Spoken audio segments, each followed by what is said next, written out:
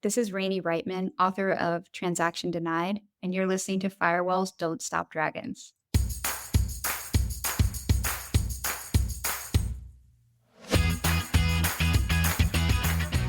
Hello, everybody. Welcome back to Firewalls Don't Stop Dragons.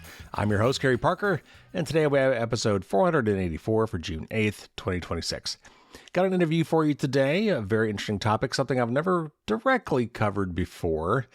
And I'll be talking with Rainey Reitman, and she is from the Freedom of the Press Foundation, and one of the founding members there, originally from the Electronic Frontier Foundation. And she has recently written a book called Transaction Denied. And the book is largely about free speech and how access to financial services can be used to limit speech. Free speech and censorship have unfortunately been highly politicized here in the U.S., and frankly, the definitions have been really kind of muddied by all of that. I'm trying to stay pure in terms of what I mean by those terms. And I'm not a lawyer, let alone a constitutional scholar, so I'm not going to try to address the legal issues here. However, I hope we can at least agree that people doing legal things and expressing their views in legal ways should not be intimidated or squelched by the government, directly or indirectly.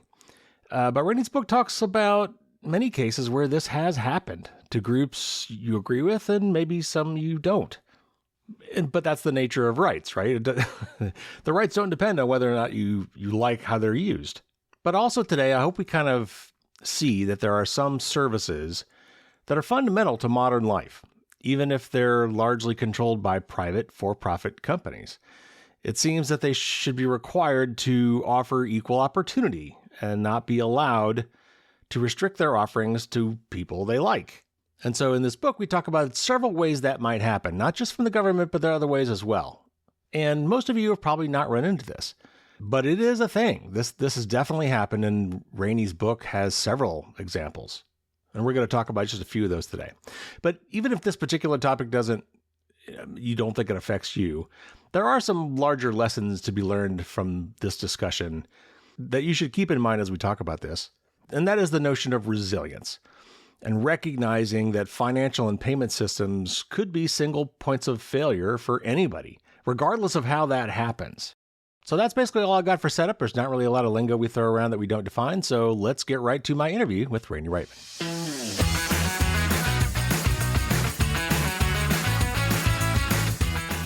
Rainey Reitman is the author of Transaction Denied, Big Finance's Power to Punish Speech, and the co-founder and board president of the Freedom of the Press Foundation. Thank you so much for coming on the show. Hey, thanks so much for having me. Well, I've been wanting to interview somebody from your org for a long time, and I really struck gold with this one, so thank you for coming on. We're going to talk about the book today and the topics around the book. And just to kind of set it up, I think most people kind of take access to banking for general. I guess if you're lucky, you do. I know some people we're going to be talking about today don't take it for granted anymore. But, just the ability to deposit your paycheck, pay bills, have a federally insured institution to hold your money instead of putting under your mattress. And in most cases, that usually means you could also get at least a debit card, and which means you could bank online and shop just about anywhere. But as we'll see today, access to financial institutions is far from guaranteed. And there are many ways in which this privilege can be revoked or restricted. So let's start at the very beginning, which, as Julie Andrews would say, is a very good place to start. So tell me how the Freedom of the Press Foundation came into being. Yeah, that's a great question. And I actually have, I talk about this in the book, but readers have to wade through many chapters before I get to the story, but we're going to start right with it. So many years ago, I was working at the Electronic Frontier Foundation. I was running the activism team, and I was working with my colleague, Trevor Tim. He was also on the activism team. He reported to me. And we were working on free speech and surveillance issues, and we were increasingly concerned about attacks on the whistleblower website WikiLeaks, which was publishing a whole variety of documents that were very important to public's understanding of what was going on, but were nonetheless very embarrassing to the U.S. government. So the government was really speaking out about it, but they hadn't come up with any kind of indictment or formal charges against WikiLeaks at the time. And there were a lot of other people who were also watching this closely. And many of us who are in the civil liberties space, we really thought that there was going to be like a big fight in the courts. Like we were gearing up for what could have well been like the constitutional challenge of our lifetimes around what are the rights of the press, Mm, and is the Espionage Act constitutional, and do we, have the right to access information that is published online that was previously classified? We thought all of these issues were going to find their day in court, and instead, the attack came in this totally different direction, which is that the financial institutions, Visa, MasterCard, Bank of America, they just shut off donations to WikiLeaks so that this organization that at the time had not been charged with anything and was certainly controversial wasn't able to receive online donations. And overnight, it was like they lost their lifeblood. They were mm, cut off from access to their supporters. And in fact, they published a report that showed within the next year, they lost 95% of their revenue. So the original story of Freedom of the Press Foundation is that a group of us got together of folks connected to EFF, a couple of board members, John Gilmore, John Perry Barlow, mm. some of the leadership of EFF, like Cindy Cohn, who went on to be the executive director, and then me and Trevor and a few others. And we got Thai food, and we said, what if we started a separate organization, like a totally different 501c3 nonprofit organization that raised crowdfunding funds, not just for WikiLeaks, but for all sorts of really important journalistic organizations. And we would call it Freedom of the Press Foundation so that the issue would be right front and center Mm, if we also faced a financial blockade. And of course, we were really concerned about it, but we feared that if EFF tried to take fundraising funds on behalf of WikiLeaks, that EFF could face its own financial blockade, right. right? And I talk about this in the book, but there was a fear that, EFF has been around since the 1990s, does phenomenally important litigation work, taking on the US government over NSA spying and other issues. Like, we wouldn't want to see that organization be jeopardized, but we also felt like we needed to do something to combat this financial blockade. So we started a different nonprofit, which was designed from the get go to be nimble, to be very risk tolerant. And we didn't know if it would last 3 weeks. Like, we thought, okay, we're putting up this website, we're crowdfunding for WikiLeaks and for other journalistic organizations, but who knows if it's going to exist in a month. And lo and behold, it has been more than 12 years now. And we are a strong nonprofit that's continuing to fight for journalism. And we effectively ran the crowdfunding campaign for WikiLeaks for years until they were able to get their banking blockade resolved. But for me, it really spoke to this idea that the traditional tools we had to combat a lot of the attacks on online journalism didn't work when it came to financial tools, right? That this financial blockade was censorship by proxy. It was a way to silence one of the government's biggest critics. And so we had to be really inventive in coming up with a way to combat that. That was obviously one of the key things you brought up in the book. But what I love about the book is you bring up so many other examples from other areas.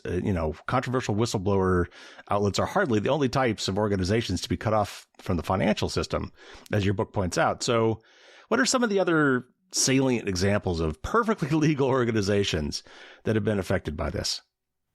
Yeah, that's a great question. So I talk about a bunch of different organizations and speakers, and my goal was really to showcase a breadth so that hopefully a reader would be able to find somebody that that they felt Hmm. some sympathy for, but also maybe somebody that they didn't feel sympathy for. So it would go kind of across the political Hmm. spectrum and across different topics.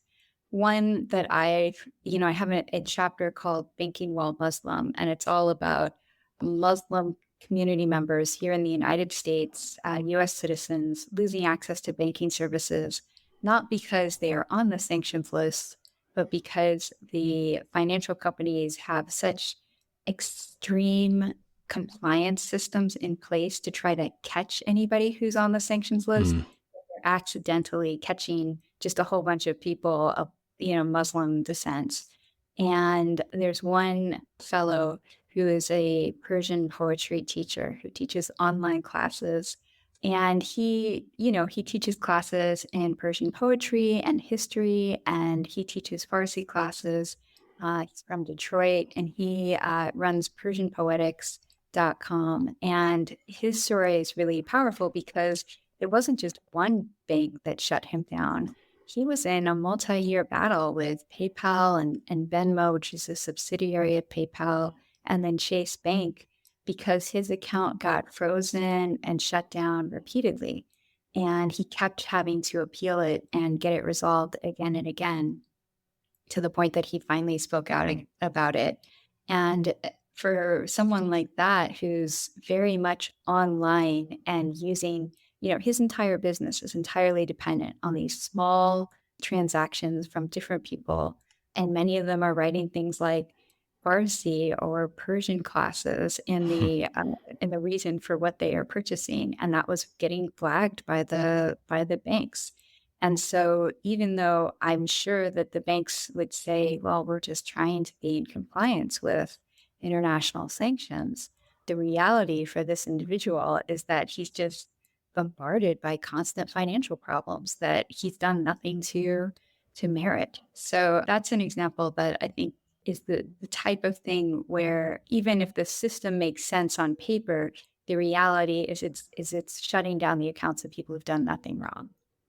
Well, and you cover other examples like the cannabis industry, which is really fraught in the United States, given the tension between the federal law, which still is on the books, and state laws, which contradict the federal stance currently. There's some weird détente there that I don't fully understand. But also adult content sites, perfectly legal adult content sites.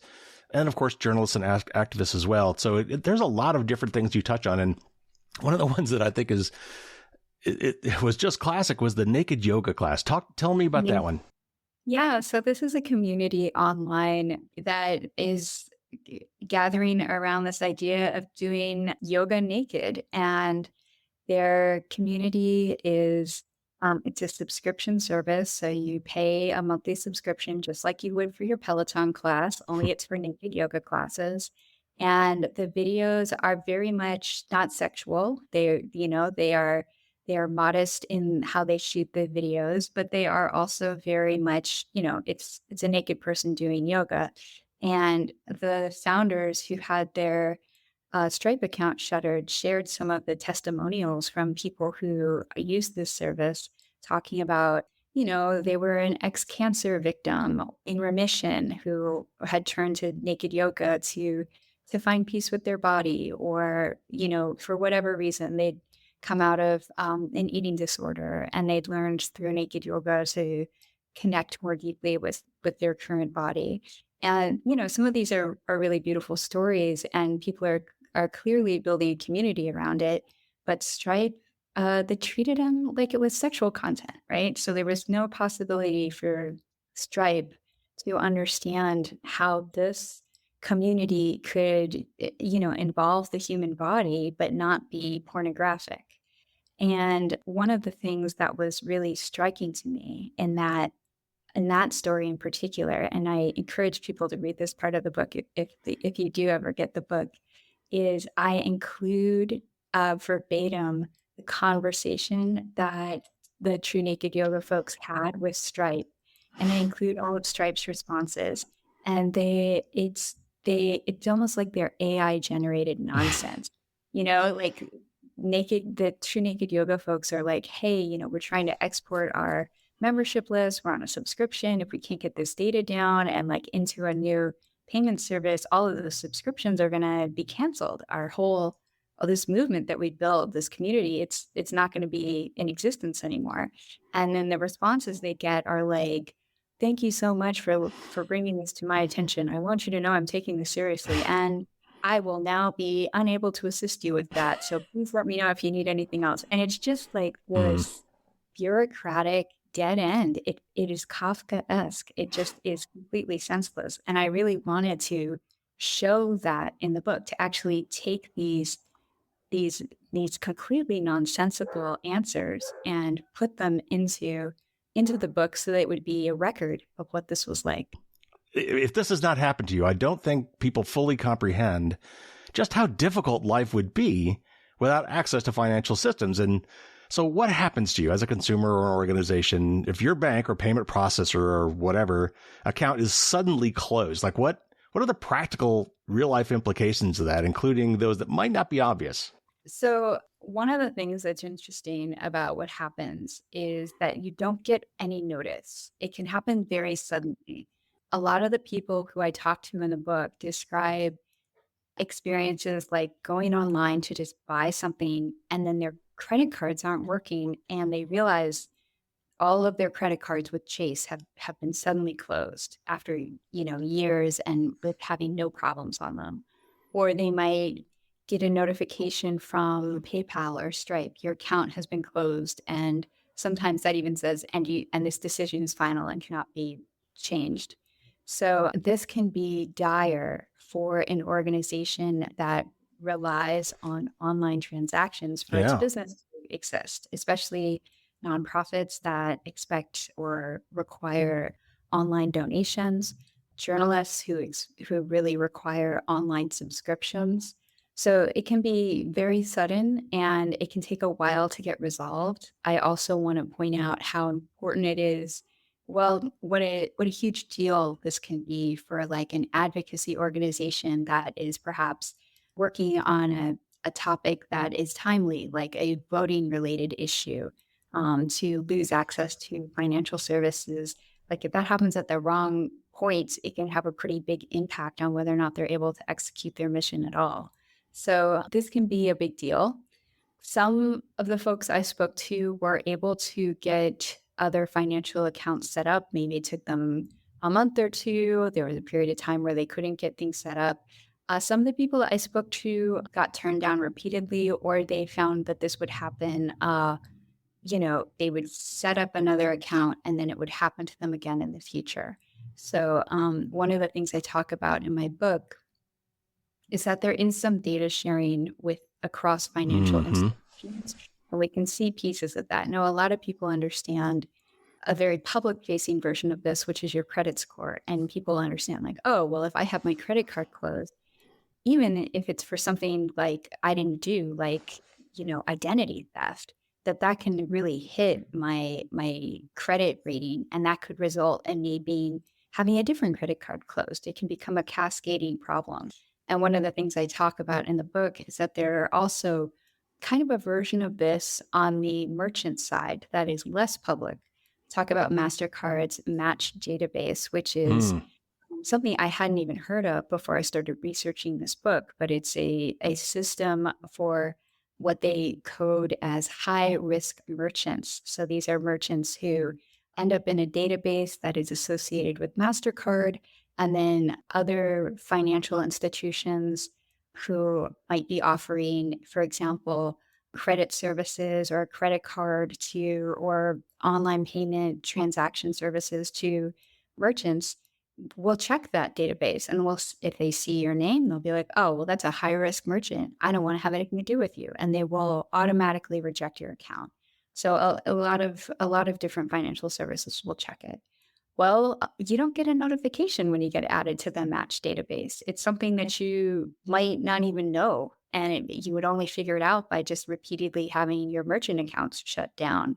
And there are, of course, there's a list of reasons that can result in you getting put on the match database. And I talk about a lot of them in my book. For example, if you have excessive chargebacks or if you have excessive fraud. But there's also a pretty blanket section of it that says, or if you do anything in violation of, MasterCard's lengthy terms, which include things like their trademark protection rules, which Mm. include language about, that's about sexual speech. So it's there's so much wiggle room within the interpretation of these codes and systems that the financial companies put in place, that it is easy to get caught up in them. And then once you're on the wrong side of it and you start losing your accounts, it can become a cascading problem where it happens again and again and again. So if I have funds in a bank or in a payment processor that are waiting to come to me, what are those? Do I lose those funds? Are they frozen? Does it just take time to get them? Yeah, most of the time you will get them back. I haven't bumped into too many people who hadn't violated any laws and were not actually on the sanctions list who didn't eventually get the funds back.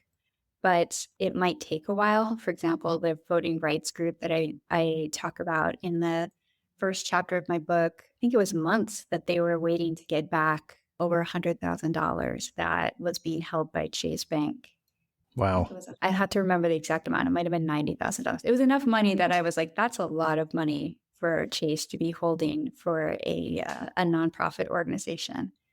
Yeah, and for these organizations, I'm sure that's enough to put them under in a lot of cases. In many cases, absolutely. Yeah. So, all right. So you said when this happens that you're not notified or often not notified. So what recourse do you have at this point?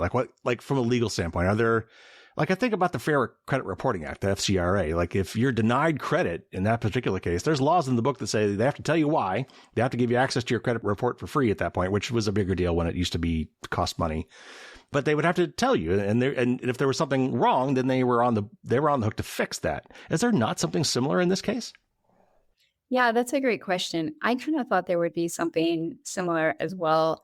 But while we do have some financial protections like the Fair Credit Reporting Act, and there are certainly protections against overt discrimination, we also find that financial companies can pick and choose who they want to do business with. And they can decide things like, well, we're not going to be doing business with advocacy nonprofits or with this type of advocacy nonprofit or with these types of journalists. And in the United States, you don't have a right to payment services or to a bank account. And these companies can choose to end their relationship with you. They're not required to provide a reason. And you can try to appeal the decision internally, but it may not be successful.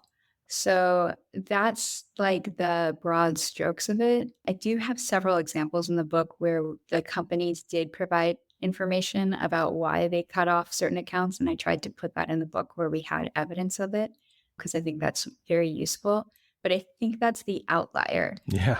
In my book, I'm really interested in people who are engaged in legal speech who lose their financial accounts as a result of that legal speech. And so whenever I could get clear evidence of that, I would put that into the book. But often there's a sense of it, but it can be hard to pin down because, of course, the financial companies, they might not tell you why they shut off your account. Well, it almost sounded like from the book, like the stuff that you found was almost accidental. Like you got somebody on a good day who decided they were going to give you a little more info than they were supposed to. Or in fact, I think you even ran across some cases in the book where there were explicit notes on the account not to tell the customer why they were denied, right? I think that's right. So I think it's the National Committee for Religious Freedom, which is fighting for religious freedom in the United States. It's a relatively new advocacy nonprofit, and they lost their Chase bank account. And if I'm remembering correctly, I think there was a note in the account about do not say why. There was also, I think, one of the journalist accounts that also had a similar story with their PayPal account, where there was a note. I remember one of the people they were speaking to, a representative of PayPal, said, I want to keep talking to you because I'm afraid of losing my job. And so but yeah, so a lot of times you might not get clear answers, and they might even intentionally decide not to share information. Well, and I think one thing that is underlying a lot of this is that there are expenses for these companies to have to deal with these things. So a lot of times they just want to wash their hands of it and be done with it and not give you any reasons, because then that might give you a reason to fight it.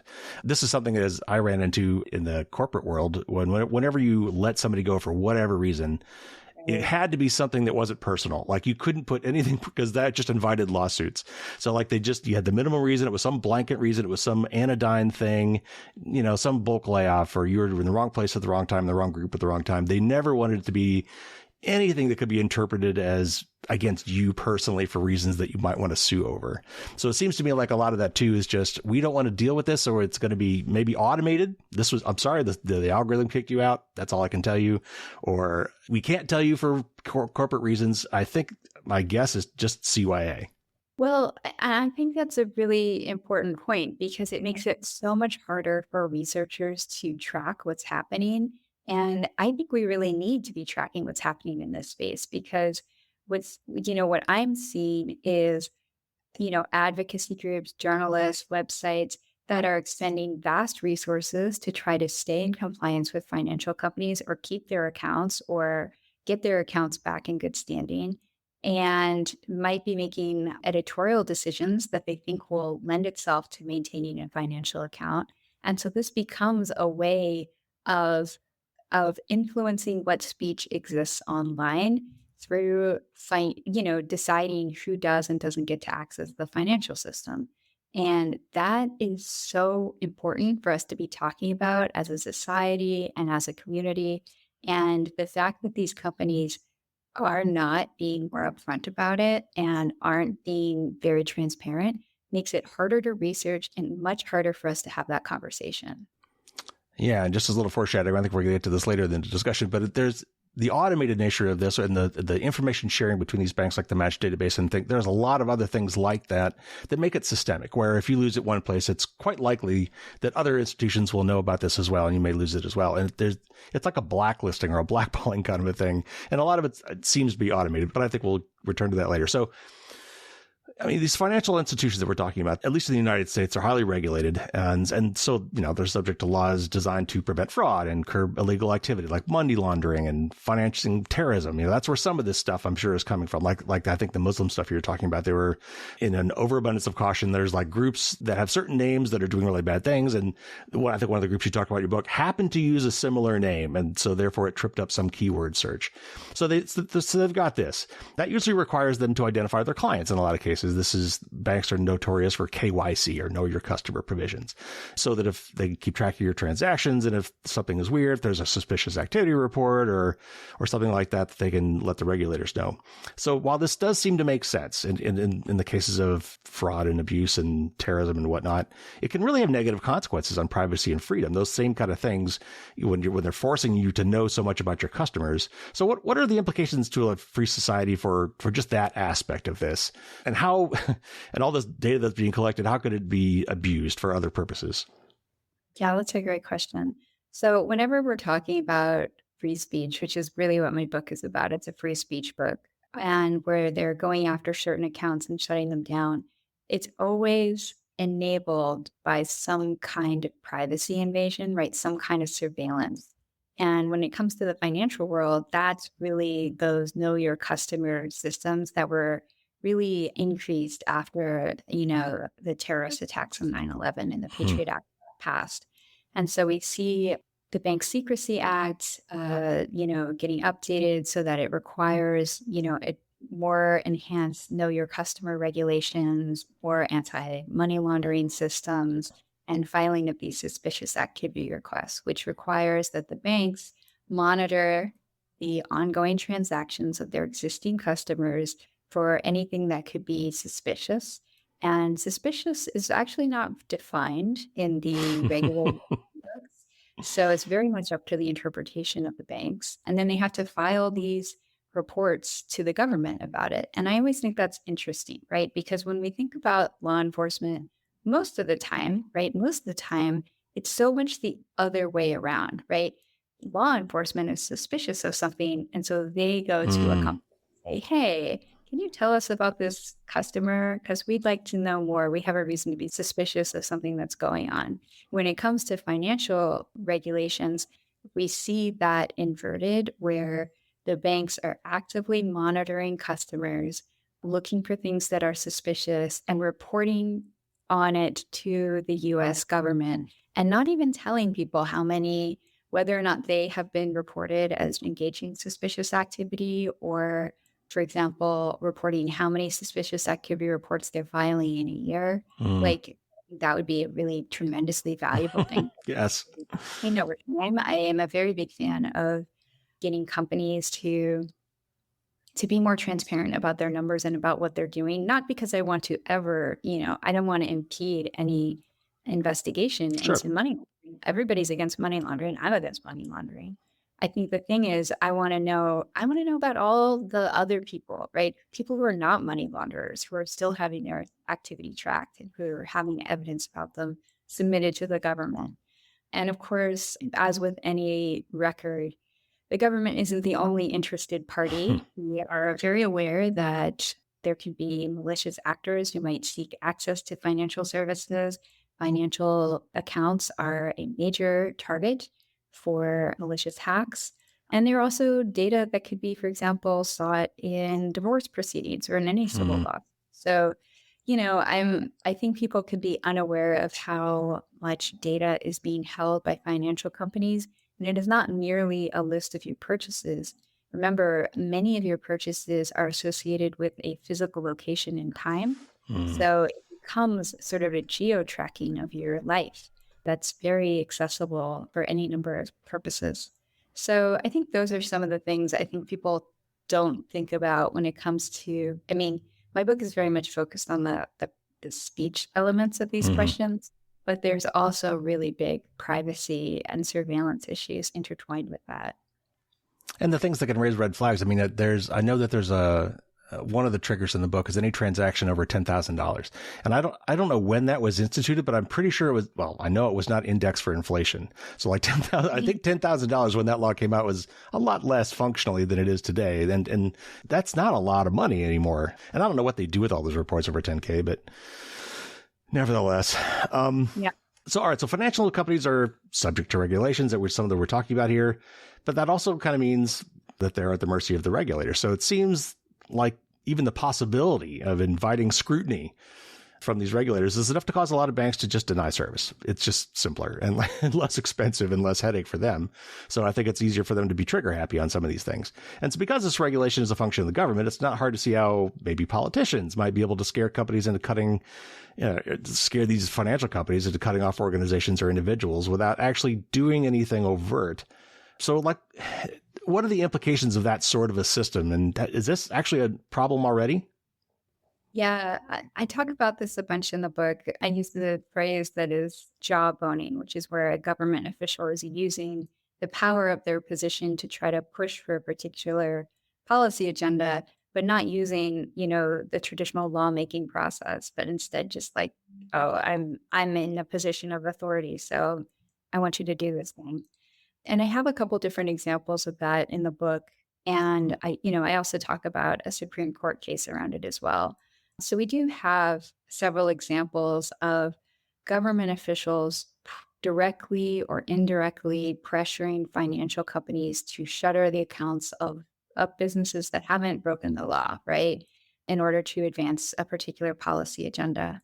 So I think that definitely has already happened. And at least where it's very overt, the Supreme Court has said it's unconstitutional, right? Like it can rise to a level of being unconstitutional coercion, depending on several different factors that they look at, including whether or not the regulator has authority over that institution, and then the language that they use, whether there's a possibility or an implication of a punishment associated with it, or something like that. So we can see that sometimes the regulators will be very overt. But I also quote somebody in my book who said that banks are not known for their great moral fortitude when it comes to the regulators, and compares them to long-tailed cats in a rocking chair, right? Which is the idea that financial institutions, you don't have to be very pushy with them. They are going to err on the side of caution, and then err even more on the side of caution, and do whatever they can to stay very much in compliance, even to the point of ending financial accounts that really shouldn't be ended, and adopting pretty over-the-top interpretations of what the existing financial laws require them to do. And we can understand why financial companies make those choices, but what's missing from that conversation is the very big implications for society, right? When certain people, certain communities, certain voices are regularly denied access to the financial system or have to fight to get access to it, I think that can come at pretty big costs. And so my book is really trying to highlight not only the implications of this for individuals, but how do we feel about this as a society? Like, do we think financial companies should be deciding who should and shouldn't be engaging in different types of online speech? Well, and I talk a lot on this show in terms of privacy about how I feel that surveillance capitalism has really enabled this end run around the Fourth Amendment, because things that the government couldn't do directly, corporations are doing for them. They're collecting all this information.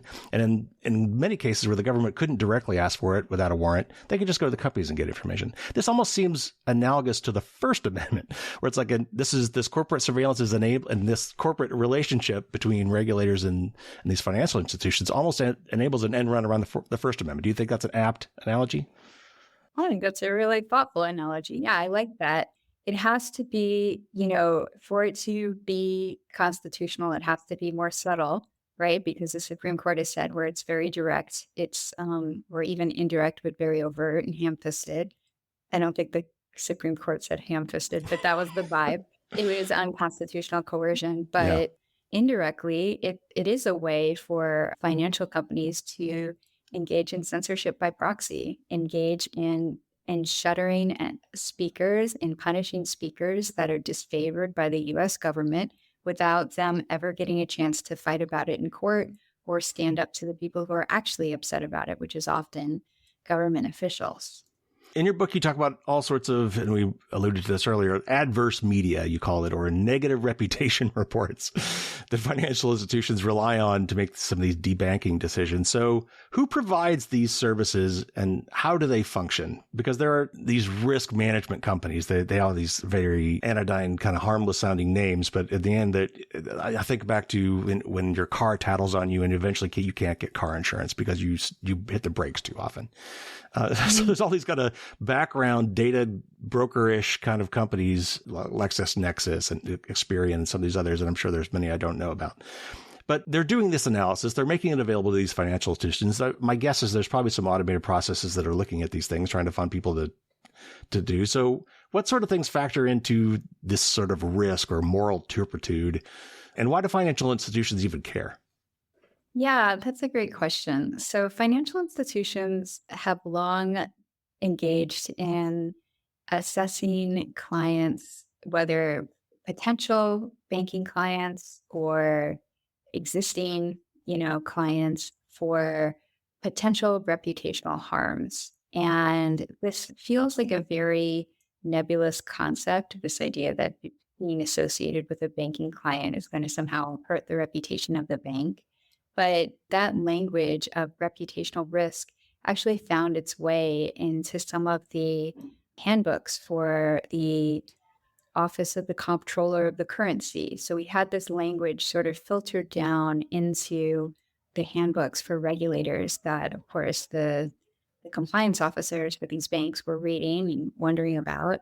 And it also found its way into industry guidance. I talk about a group, sort of a conglomerate of all the largest banks in the world that puts out a set, that gets together. They call it themselves the Wolfsburgs Group, which is named after a chateau it's Sweden or Switzerland. It was just like it just sounds like a supervillain thing. Like Davos or some of those other. Yeah. This group, they put out their own industry guidance that goes beyond what, for example, the U.S. government's guidance to financial institutions are. And this is industry guidance, and they have guidance on reputational risk and reputational management that includes monitoring the news for negative media about your customers. And there's if you do a quick search, you'll find dozens and dozens of different companies that offer reputational risk assessment services. These are third-party companies that financial institutions can purchase that will basically try to monitor, the news for information about their customers, which, I think there's questions about how great a job they're doing of that. Sure. Certainly there's questions of what counts as negative news versus news. And then what are legitimate news sources, right? Is any kind of a Google search, is a blog that you or I put up going to count as a negative news? Who knows, right? But I don't think we have a clear industry guidance that makes it abundantly clear that they need to have very high standards. Another thing that came up, and it's certainly something that I'm thinking about a lot right now, is that financial companies have to decide, even if there is negative news, what's the point at which they are going to end a relationship with a a customer, right? Are you going to end, like, if somebody gets written up in the news for a charge against them, but they haven't been found guilty of anything, right? Then is that the moment that you Mm. off their account, or do you wait until they have their trial and a judge weighs in and there is an opportunity for them to make their case in court, and then if they are found guilty, then you end your relationship with them.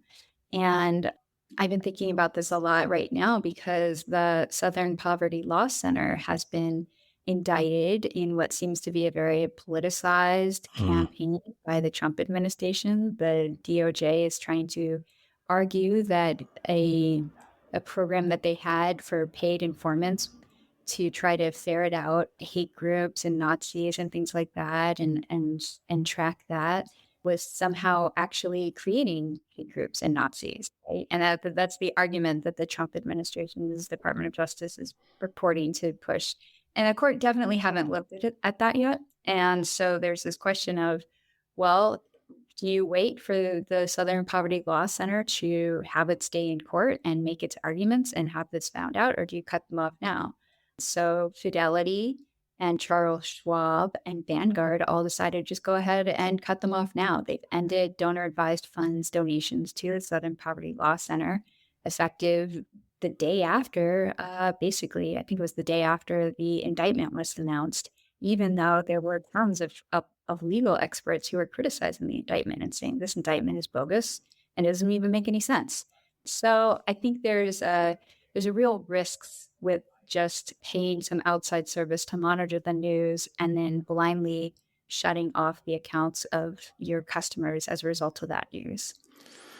Well, I try to be nonpartisan on the show, but there's obviously cases actually going both ways where the irony and the hypocrisy are just crazy, where, in fact, I think both sides are into this cancel culture thing where, they're canceling me because I did this, or so we're going to, and ironically, I think Trump even had an executive order earlier this year that you pointed me to that talked about trying to prevent free banking. So I think the crux of the issue comes to this next question. That is, an argument can be made that these institutions are private corporations and therefore have a right to reject any customer for any reason.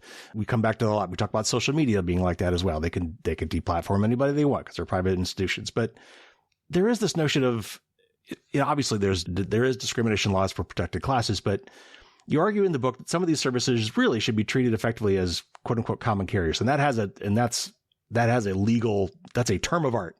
So what does that concept mean literally, and how might it apply here? What is your overarching vision for how we should be treating banking? Well, so there's a couple of different questions in there. I'm going to try to answer them all. First of all, what's a common carrier? A common carrier is an industry that moves goods or people, like a packaging service or a taxi company, also hotels. And they have to serve everybody. They can't be like, well, we don't really like lawyers, so you don't get to ship packages with this shipping service, or we don't really like doctors, so doctors don't get to stay at our hotel. Like, no, everybody gets to stay at the hotel. Everybody gets to ship packages. That there are certain common carriers that we think they have to serve everybody, and they have an affirmative obligation to do that.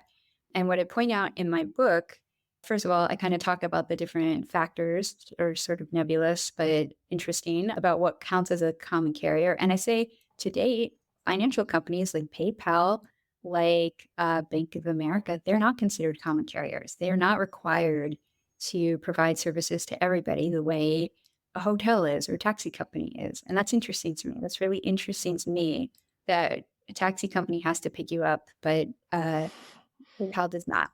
And then I talk about a bunch of different interventions and what I think the right direction should be for financial companies to land in. And, one of the first things I talk about is that, first and foremost, if you want to do regulation in this space, we should start by regulating government actions and say that the government should stop pressuring financial companies to shutter the accounts of people who haven't broken the law. And you mentioned, and I think it's worth mentioning, that the Trump administration has made some strides in that direction, right? The Trump administration passed this executive order against debanking, among other things, removing the words reputational risk from all guidance by financial regulators, which I think is a fantastic thing to do and is a really important step. The overarching idea I think we should try to get to is that the financial system should be neutral, right? It should not be picking winners and losers among certain legal speakers. And it should be accessible. It should be something that we can all reach out and get access to. And this doesn't mean that they have to provide services to criminals. Nobody would argue Right. that. And certainly doesn't mean that they have to provide services to people who have shown that they, for credit worthiness, they are, Hmm. there's a substantial reason related to their use of credit that makes it so that you shouldn't be providing services. They have overdraft fees or something Right. like that. Nobody would argue that. But if they are just law-abiding speakers, they should not be losing access to their financial services because of their First Amendment protected speech. And there's actually a law in California that I point to called Leonard's Law, and it regulates universities, including private universities, and says, hey, a university cannot punish a student for engaging in First Amendment protected speech, right? That you can't be tossed out of your university for writing an op-ed. You also shouldn't be tossed out of your bank account for writing an op-ed, in my opinion. Well, and it echoes that we actually tried to get broadband carriers to be considered common carriers for net neutrality. So this is sort of like bank neutrality, right? Yeah, kind of like that. Okay, so let's talk about solutions here as we wrap up. You mentioned a few things. So first of all, what about from a buyer's perspective? What about just cold hard cash, or maybe today would be cryptocurrency if you want to buy something online? Are those viable solutions to getting around this sort of financial censorship? Where do they fall short? How might they be improved? Yeah, I talk about technical solutions in two chapters. I have a chapter about cash and I have a chapter about cryptocurrency. So here's what I would say about cash is there's some stuff that's pretty great about cash. It's very difficult to censor. Like if I hand cash to somebody else, I don't have to go through a company. It's just direct. And it's also, it's fairly anonymous. Some things that are less great about cash is very bulky in large amounts and hard to cart around. I talk about somebody going to pay a tax bill. It's a cannabis company, and they brought $70,000 in to the state government to pay their taxes, and it just cascades out of a duffel bag and all over the ground. And it's like, assuming you're talking about even something the size of like a dentist office, it's actually very bulky if you think about existing cash. You also can't buy things online. Right. And I think, by the way, with cash, I think the reason we don't have large denomination bills anymore is for anti-fraud and anti-criminal stuff, because we don't want $1,000 bills because that makes it too easy for bad guys to cart around lots of cash. Well, and I talk about there's actually a movement and there's a lot of interest in it to get rid of even up to the $20 bill, right? That we would only have things under $20 and all other bills would be destroyed, so that it would eliminate cash from society. And eventually they want to take even small bills and make them into kind of bulky tokens that are sort of, bigger and heavier, harder to move around. So this would remove the possibility of paying your rent in cash or anything like that. So there's an active vocal movement that is trying to eliminate cash from society in order to basically cut back on money laundering, which I think comes with real consequences for privacy, for civil liberties, and for society. So cash, it's not so much a solution as another endangered aspect of civil liberties is how I paint it. And then cryptocurrency, I mostly talk about Bitcoin. And I specifically talk about, I look at like the Bitcoin protocol and I say, with a few mostly theoretical caveats, it's actually pretty censorship resistant, right? Like, two wallets can exchange Bitcoin directly, and anybody can set up a wallet without asking permission. But what the reality is for most people is that they are going to a custodial service or a custodial exchange like Coinbase or what have you, and they're entrusting a corporation to either buy that cryptocurrency or hold it or sell it for them later. And what have you done? You have recreated the exact same power dynamic that you have with a Chase or a Visa, right? That you haven't revolutionized the system if you're just recreating that power dynamic. So I think that even if in theory, cryptocurrency, like the protocol of Bitcoin, is very censorship resistant, the reality of how most people are using it involves customer surveillance programs, it involves suspicious activity reports, and it involves companies that can block your transactions or close your accounts if they disagree with you. Well, and what bites a lot of people too, of course, is at some point most people, because you can't buy and sell everything in crypto today, they want to convert it to fiat currency, and that's where they get you to. As far as know your customer, that's where that kicks in too. All right, the next element to look at for solutions, of course, would be the financial institutions themselves. And you laid out 4 main suggestions in your book. You said transparency reports, providing meaningful notice, timely appeals, and enforcing speech laws. So can you walk us through those proposals and explain why those particular 4 things you thought were important? Yeah, one of the biggest aspects of getting better responsiveness from financial companies is shining a light on their practices. And so I think transparency is really important. I asked them to put out, a lot of companies are already, especially tech companies, they publish annual transparency reports about law enforcement access requests, how many Yes. requests did they get, and then how many did they respond to. And what I would love to see from the financial community is how many accounts did they close for reasons unrelated to fraud. And I'd also love to see how many requests did they get to close accounts Hmm. from any source. Like, I think that would be really interesting. I think a lot of these account closures or for reasons, they might not be coming from regulators at all. They might be coming from banking partners Hmm. or presumptions about what banking partners want. So I think if we could get more transparency, we'd be able to wrap our arms around this. And I think if the companies had to report on the frequency with which this was happening, it would give them pause before they did this. There would be a real moment where they had to say, okay, do we have the right systems in place to make sure we're not inadvertently shuttering legitimate speech that shouldn't be shut down? And then I talk about an appeals process. A lawyer I used to work with who works at New Media Rights years ago, Art Neal, tell me that so many of the problems we see with digital rights are their customer service problems. And so many of the problems that we see in the space of financial companies shuttering the accounts of legal speech, those are also customer service problems. It's the original decision to shutter an account compounded by the fact that it is so difficult to work the phone tree to get your account set, Yes. right? And I talked to a lot of people who just could not get to a Yeah. human to address the problem. So I think that we need to get financial companies to understand that when they're shuttering the accounts of speakers who haven't broken the law, it's coming with enough societal weight. There's enough of a cost there that they actually need to have a functioning appeals process for a speaker to figure out what's going on and talk to a real human who can decide what happened and hopefully provide them with detailed information about it. And then I think one of the there has been pressure from different community groups, activist groups, for example, who are pushing financial companies to act as online censors, to, for example, weigh in on adult content sites and Hmm.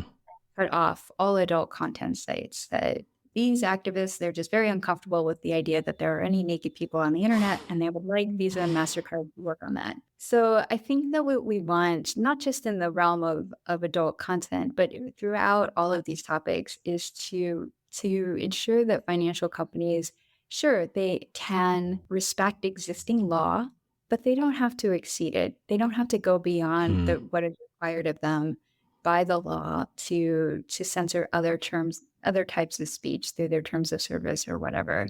So I think that's another really important idea. But the larger concept that I really try to impress upon financial companies is that they need to think of themselves as infrastructure providers, right? That it is not their job to be a host of speech the way, for example, Facebook hosts communities and has people who have profiles and accounts and things like that. But they're more in the background. They're a form of infrastructure, and we don't need infrastructure to be engaged in direct censorship of online speech. Well, so that leads to the last element of all this, and that's the government. So what should our government be doing to make things better? It's not, do we need like a Section 230 style protection so that these, financial institutions don't even have to worry about people job owning or whatever, because they know that they're insulated from it? Or financial neutrality, bank neutrality. Is there, what should our government be laying in place to, because as we've talked about, a lot of what goes on here is just the threat of pressure, the threat of regulation, or the threat of even undue scrutiny from the government a lot of times is enough to cause these institutions to take, trigger happy actions. Is there something that the government should be doing to relieve that pressure? Yeah, that's a good question. I have a bunch of different ideas in the book.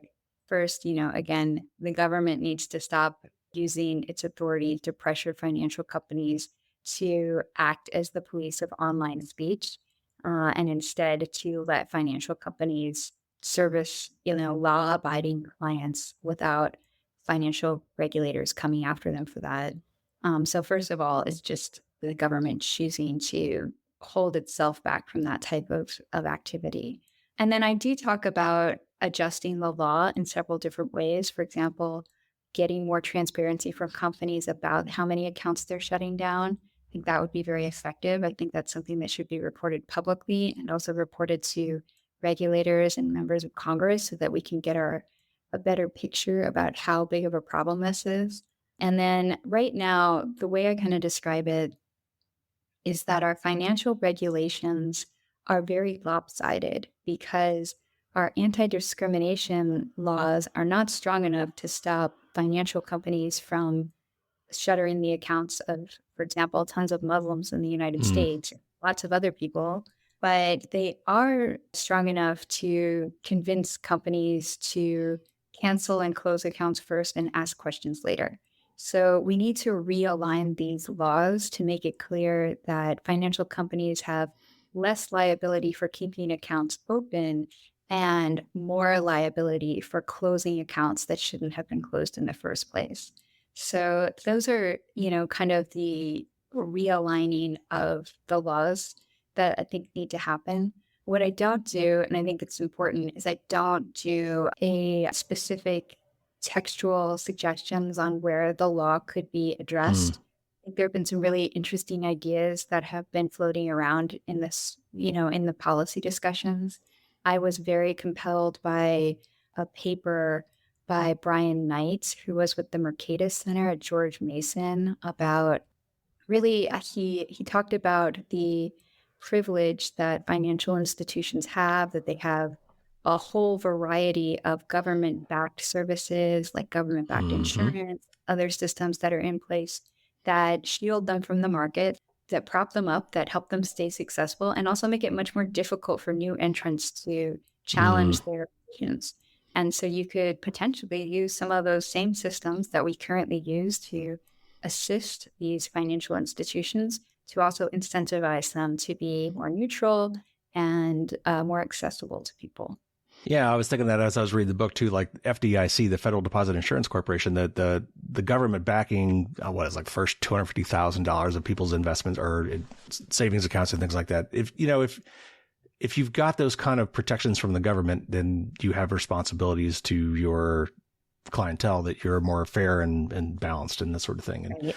yeah. Should you again be respecting the First Amendment rights of your customers? I think that's a fair question. I don't go into specifics of how a law would be written, but I think those are big. Those are exactly the questions that I think a lot of people are asking right now. All right, real quick before we go, what's next for you and for the FPF? Yeah, well, Freedom of the Press Foundation, I have been board president for a while. A percentage of the profits from this book goes to benefit Freedom of the Press Foundation, and I'm getting ready to go out to New York to do a event in person with Trevor Tim, who's the executive director and also part of this book. I interview him in the book. So that'll be in June. We'll be with Ben Weisner from the ACLU and Chris Feenan from the National Coalition Against Censorship. So it's going to be in Brooklyn, an area called Dumbo. I don't know anything about Brooklyn, but it's an area called Dumbo, and we're going to have an event there. And so that's the next thing I am looking forward to. And then, yeah, I've just been doing a lot of book promotion stuff the last few months. Well, Rainey, thank you so much for coming on this show. It's great to finally get somebody on from FPF, and hopefully we could have some more on in the future. Thank you so much for coming on. Oh, thank you for doing this show. This was a delight, and I was so glad to talk to you.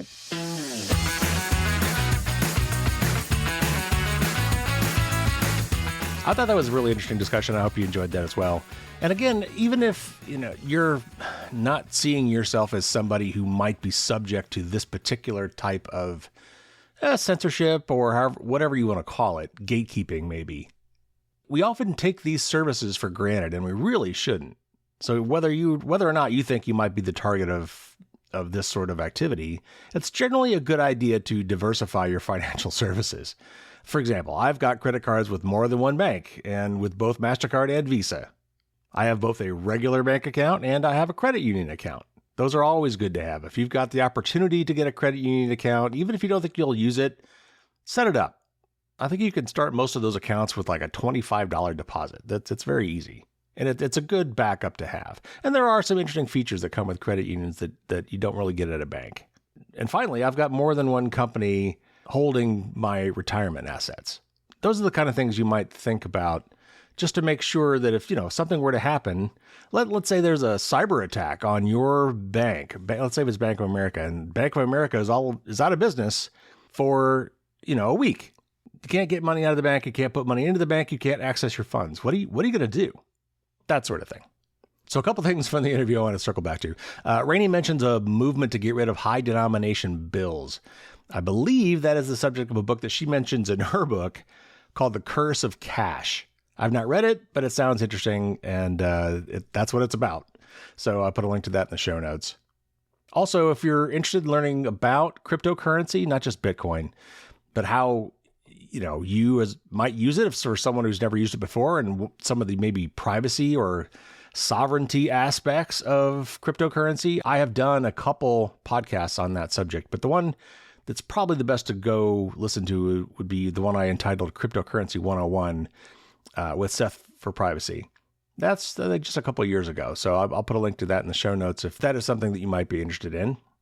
And then finally, one just weird observation. Something that always puzzled me is that all U.S. banknotes have unique serial numbers on every bill.